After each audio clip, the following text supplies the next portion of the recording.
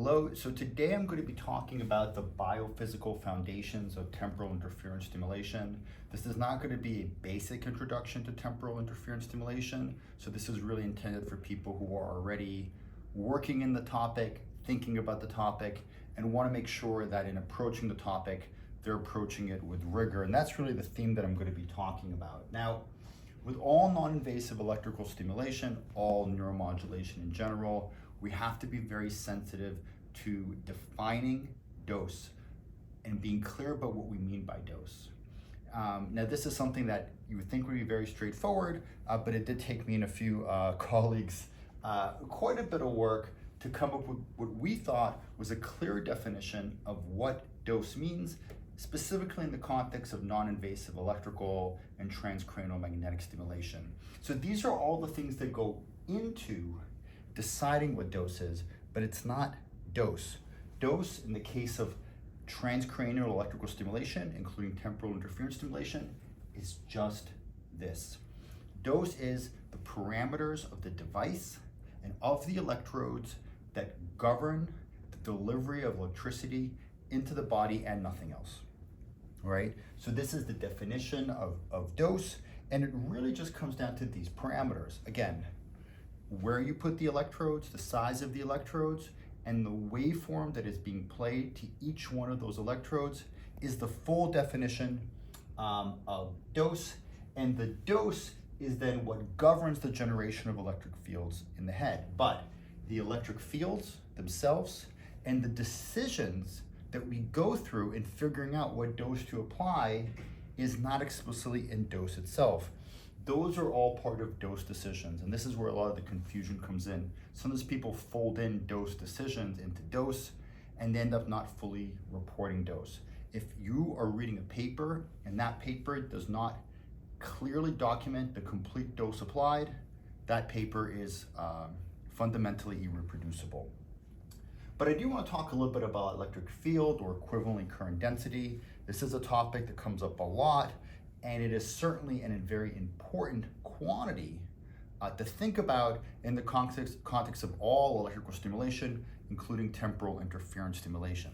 So electric field is not the dose, but is a critical quantity to consider in understanding how TI works and also in translating it to animal models. Okay, so we rely on electric field or equivalent current density in animal models, and I want to say something about that. And specifically, I want to introduce an idea that I call the quasi-uniform assumption. Now, the quasi-uniform assumption is not a new idea.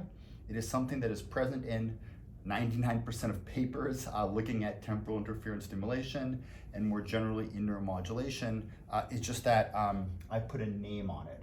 So this is the basic idea behind the quasi-uniform. Now, you'll often see analysis that looks like this, right? This is a computational model of current being delivered, in this case deep into the brain, by temporal interference stimulation. And this may be a representation of the electric field magnitude or the modulation depth. I'm not going to get into that, but these kind of images are going to be very familiar across neuromodulation and specifically in temporal interference stimulation. Now, what is being plotted here? The electric field. This is a false color map of the electric field, where regions that are hotter may have higher electric fields, regions that are colder have less electric fields. Now, there's something loaded into this type of representation, and that is the quasi-uniform assumption. We are saying that regions that have a higher electric field, the hotter regions, are more likely to be influenced, and regions that have no electric field are less likely to be influenced. And in so doing, we're associating each ROI with a electric field. And that is the quasi-uniform assumption. We're saying this brain voxel or this ROI has a electric field, this voxel or this ROI has another electric field. And as soon as we do that, we're applying the quasi-uniform assumption. The other step we do, and this is part of the translational process, is we tend to focus on one brain region, right? We'll say, okay, well, this is my target, right? This was my brain, my deep brain target, and we will report the electric field in that target. Once again, applying the quasi-uniform assumption. Now, the electric field is always changing. If you look at any particular one region, there isn't one electric field. There's an electric field and a slightly different electric field and a slightly different electric field. And so by reporting the electric field or the electric field modulation, right, in any particular ROI, we are making an assumption that it is a single value, that it is uniform in that region. So again, that is so implicit, we're often not realizing that we do it. And then we sort of double down on this when we do translational work, because what do we do in translational animal models, where here's a computational model of the electric field being generated, in this case in this rodent's brain.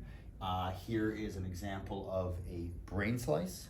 A lot of the foundational work and ongoing work on temporal interference stimulation use these in vitro models as well. In all cases, we're generating an electric field. Well, how much of an electric field? Well, we usually pick one region, and we say that in this region of the rodent, we are reproducing the electric field that was generated in this particular region in a person.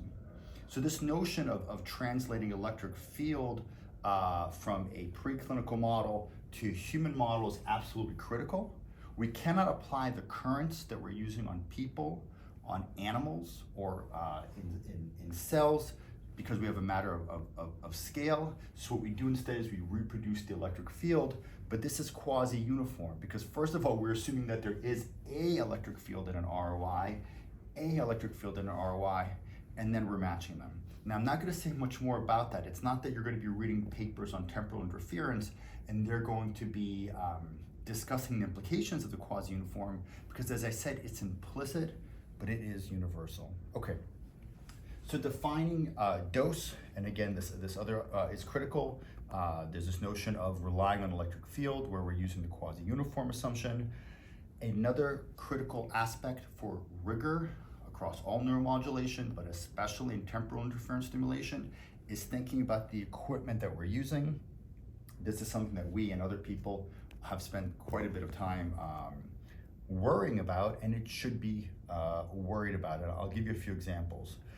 One area where it's critical to be rigorous in temporal interference studies is considering the stimulations themselves.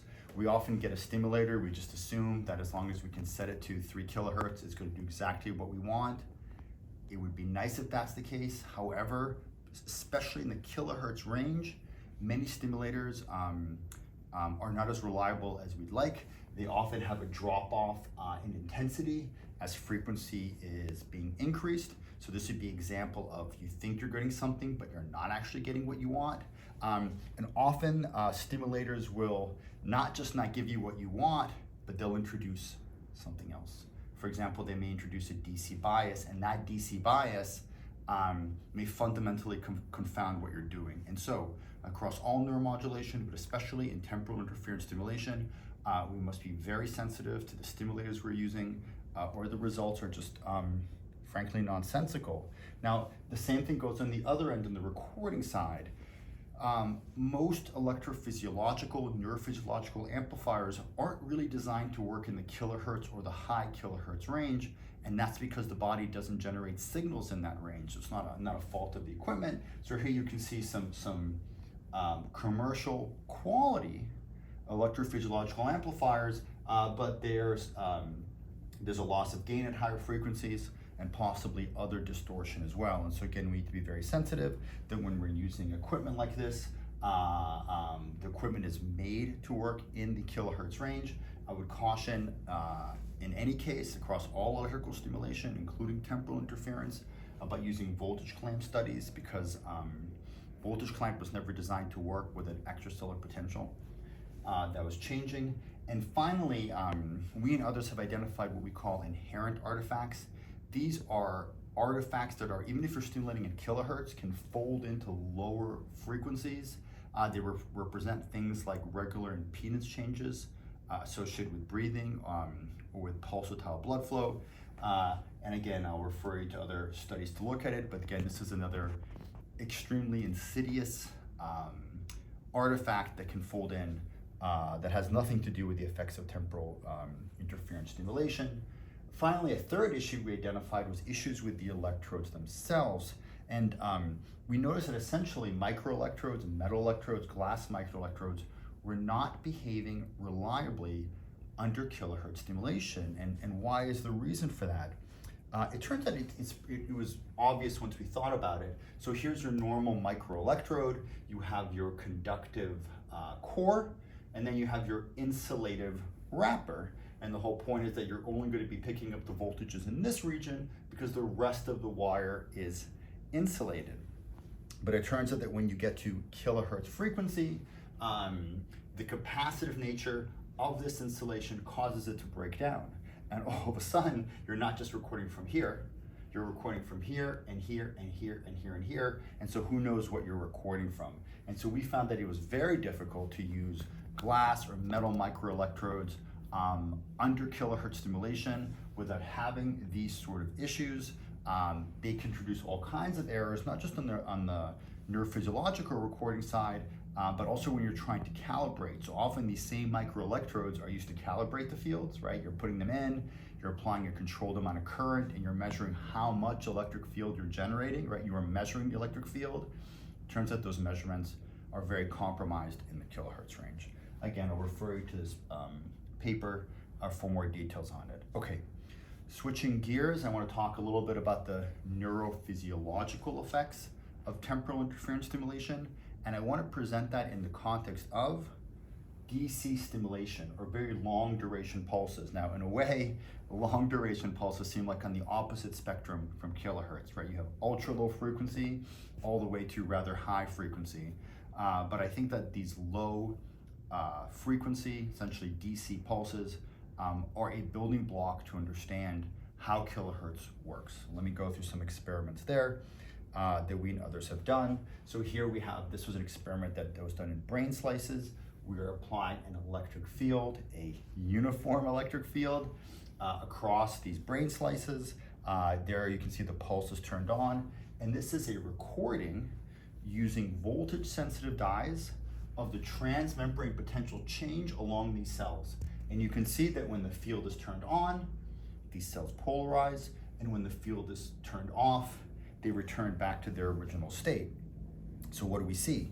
We see, first of all, that the polarization depends on which compartments you're looking at, whether you're in the dendrite or the soma and so on. And you'll see that different compartments will polarize a different amount. So we can't just talk about a single compartment. Now you'll see that generally the polarization looks like the stimulation, right? So here the stimulation is DC, the polarization looks like it's DC. And this is true also for low frequency AC as well. The polarization tracks what we're putting in. But you'll notice, except for the fact that there seems to be like a charge up time, right? And then a discharge of time, right? And so it looks like the DC pulse, except for there's a lag. And I'm going to come back to that lag because it's very important for kilohertz stimulation. And finally, by the way, this does not generate action potentials. This is what's called sub-threshold stimulation.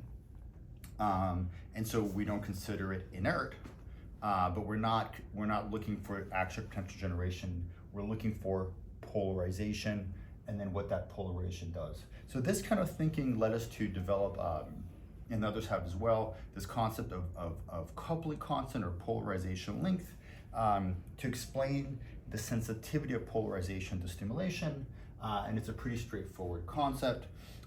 We start with thinking about a neuron, but also a specific compartment within the neuron, because I showed you that the compartments don't behave the same. And we assign to that compartment of a neuron a sensitivity to stimulation that we describe as millivolts of polarization per volt per meter of electric field. And those units end up working out to millimeters, so length as well. Now we combine that with the stimulation, right, that the cell is getting. So this cell is now being exposed to a certain amount of electric field. That's what's being exposed to. And the polarization that we get is going to be simply the coupling constant or polarization length times the electric field to give us the resulting polarization.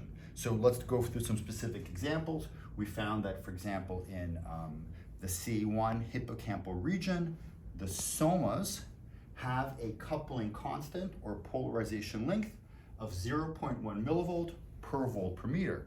So now if we expose these cells to a 10 volt per meter electric field, that's how strong the stimulation is around them, they will polarize 1 millivolt, right? And this is something that the theory predicted and that the experiments then validated. Now you can go to other brain regions, like in this case we went to the cortex, and once again record from multiple cell types to characterize their coupling constant. We found that layer 5-6 cells were amongst the most sensitive as far as their somas go. They polarized 0.49 millivolts per volt per meter. These would be the most sensitive cells. So what does that mean? It would mean that obviously for the same electric field, we would produce roughly 5 times more polarization. We also were able to record from axon terminals, or at least a model of an axon terminal, these blebs that you can record from, again in brain slices.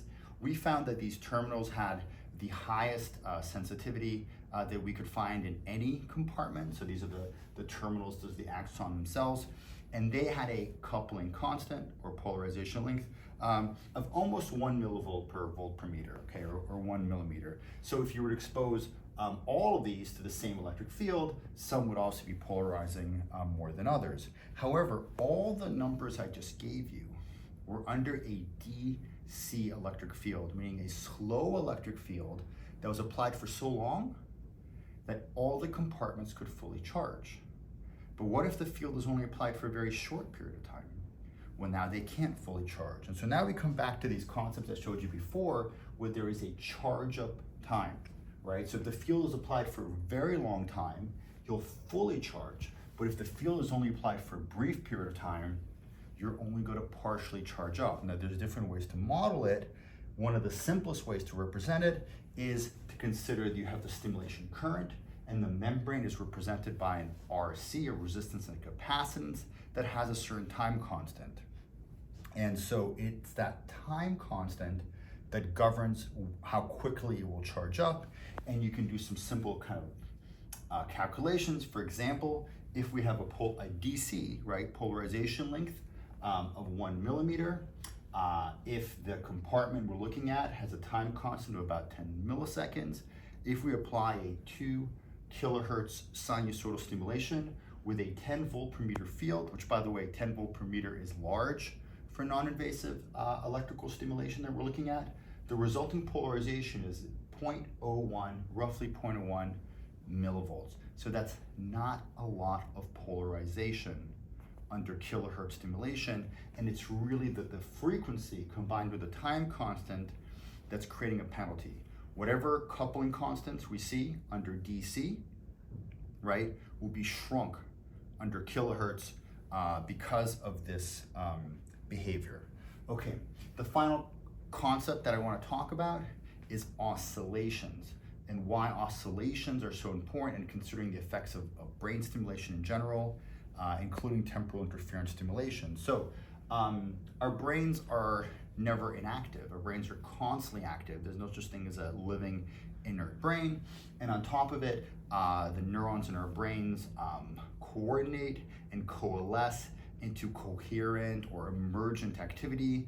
And these are apparent in terms of different forms of brain oscillations.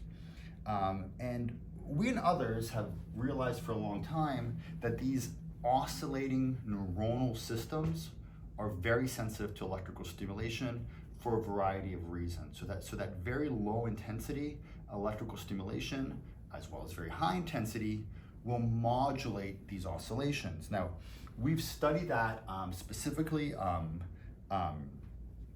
in brain slices. The reason we like working in brain slices is it allows us to test a very wide parameter range, so we can have ongoing oscillations, and we can, for example, vary the frequency of stimulation, we can vary the intensity of stimulation, and we can generate a nuanced analysis of how the ongoing oscillations are impacted by the stimulation, depending on the stimulation frequency, depending on the stimulation intensity. For example, you could see that in this case, when the oscillations were roughly at gamma, roughly 25 hertz, that's gamma in a rat, it was 25 hertz stimulation that was able to modulate activity with the least electric field.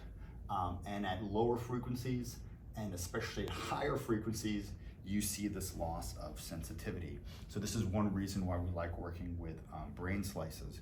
We also couple these to network models, and our approach has been to use the most simple network models and cellular models that could still explain the phenomenon. So the cells we're working on are based on these reduced but powerful Izakevich type dynamics. We model the coupling of the electric field to the cells with consideration of things like the coupling constant and the dependence of the coupling constant on frequency. So that is captured in these sort of reduced models, and we have both excitatory and inhibitory neurons that are coupled by different kinds of neurotransmitters, be they excitatory, or in this case, two types of inhibitory neurotransmitters, fast-acting GABA A and a slow-acting GABA B. And what we found is that using these rather simplistic neuronal and network models, we can reproduce the constellation of effects of electrical stimulation. So though these models are simple, in our hands, they've been able to capture the richness of dynamical responses. And so this approach that we've developed for other forms of electrical stimulation, we applied to understand how temporal interference might work. So this is that study, and I'll just go through this quickly. The reference is right here. But we started, as many studies do, with current flow models, right, of how current flows through the brain during temporal interference stimulation, looking at regions where you have unmodulated electric fields, and looking at regions where you have modulated kilohertz electric fields, right? And so that's what you're looking at right here. Now we take these electric fields under the quasi-uniform assumption, and we apply them to brain slices that are generating oscillations. So here are the ongoing gamma oscillations, in this case in a brain slice, and we apply modulated, unmodulated, even low frequency stimulation to them, and we look we can analyze what happens to them, including using these sort of spectrograms. And finally, we take all that data of how these cells respond, and we use that to parameterize and test these network models, right, of cells to see, well, how will these cellular network models respond to electrical stimulation? And then what we did as a final step is we took these computational network models and we brought them back up to the full brain level. And what that allowed us to do is make predictions at the whole brain level of how temporal interference might work. So let me show you briefly what those results were. And again, the quasi-uniform assumption is there throughout, even if implicitly. Okay, so here's some basic results. Here you have an ongoing oscillation. This is in a brain slice, and this is the spectrogram of it over time. And you can see that things are going around nicely, and then at some point we apply stimulation. Now we applied different kinds of stimulation. In this case, it was a 1 kilohertz sinusoid carrier that was modulated at 5 hertz. In this case, it was a 2 kilohertz sine wave that was not modulated at all, and you can see the associated electric fields. And already by eye, you can see that something's happening. You can see that in this case, it seems like the power increased and stayed increased for the duration of stimulation. While here, it seemed like it got weaker and stronger and weaker and stronger at a particular, in fact, at the amplitude modulated frequency. And we can quantify that by actually plotting the power of the oscillations. So in this case, you can see that when the stimulation is on, the power of oscillations are up, and they stay sustained across these different intensities that we checked. In this case, where you have the amplitude modulated kilohertz, you can see that the power gets bigger and smaller and bigger and smaller. So it wasn't the case that neither of them worked or both of them worked, but it was rather the case that modulated kilohertz versus unmodulated kilohertz produced very different effects. So we said that modulated, amplitude modulated kilohertz produced a dynamic modulation of oscillation power, while unmodulated kilohertz produced a static modulation of oscillation power. And as I mentioned, one of the virtues of working with a brain slice is we can try a whole variety of different waveforms, low frequency sinusoids, various frequency sinusoids, unmodulated sinusoids, and then various amplitude modulated sinusoids. And so we can create a whole chart of responses. And what we're plotting in this case is when did we see static modulation and when did we see dynamic modulation with each of these different waveforms. And as I mentioned, we can then take this data and use it to parameterize a cellular network model. So here you're looking at the experimental data. Here you're looking at the behavior of these network models, and you can just tell by eye that we were able to get a strong correspondence. All the details is here, but I want to emphasize again, this is a rather simplistic model, and yet able to capture this richness of responses. And these models, though simple, can be used to teach us certain things, or at least to test certain ideas. One of the things that we used these models to test is the role of the membrane time constant. I mentioned before how important that membrane time constant is. That is sort of the dampener, right, of how much or how effective kilohertz frequencies are going to be in polarizing the cell. The higher the time constant, the more effective or penalizing the dampening. And so the lower the time constant, the more sensitive these cells are going to be to kilohertz stimulation. And you can see that indeed the highest sensitivity, in this case we're plotting dynamic modulation, was to the lowest time constant cases. The other thing we discovered was the importance in this case of GABA B, which is this slow acting neurotransmitter. It was particularly important in governing the sensitivity to amplitude modulated kilohertz fields.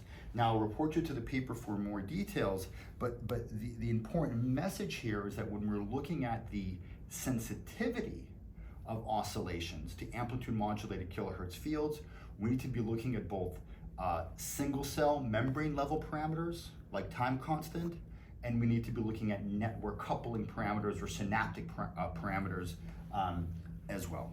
Now, as I mentioned, we can take these cellular models and then scale them to the level of the entire brain. And so that's what you're seeing here. Here is a prediction of where in the brain you're going to be seeing dynamic modulation and where in the brain you're going to be seeing static modulation during temporal interference. Now, this is with a rather high current of 130 milliamps and in the presence of GABA B. And you can tell that we predict it's not that you're only going to see things superficially, you're only going to see things deeply, but the nature of modulation will be very different.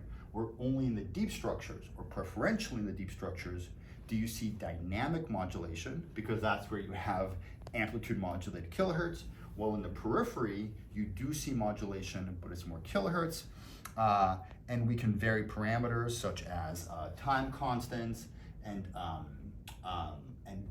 artificially remove GABA B to reproduce some of the same sort of sensitivity parameters we saw at this level. But also you can see that when we're talking about not sensitivity but selectivity, we really need to be thinking about not does kilohertz have an effect or does it not, but what is the nature of the effect. So the selectivity that we're seeing here, as far as preferentially affecting deep structures and not affecting superficial structures, has to do with the nature of modulation, whether it's dynamic or whether it's static. However, there is one thing that we're still trying to figure out. You'll notice the currents that were applied here, 138 milliamp. That's about 2 orders of magnitude, right? Almost 100 times more than is conventionally applied in humans during temporal interference stimulation. This is sort of animal level doses, so it's associated with actually much higher electric fields as well than you would see during typical human stimulation. And so I believe this is where we have sort of an opportunity, right? I believe that there's still a gap between the biophysical type of models that we're working with and the reports that temporal interference stimulation can be effective in humans at intensities that are, again, are about 100 times lower than what we're reporting here. And so I think this is really where a lot of ongoing research and I think exciting discoveries are going to be directed. All right, thank you for your attention.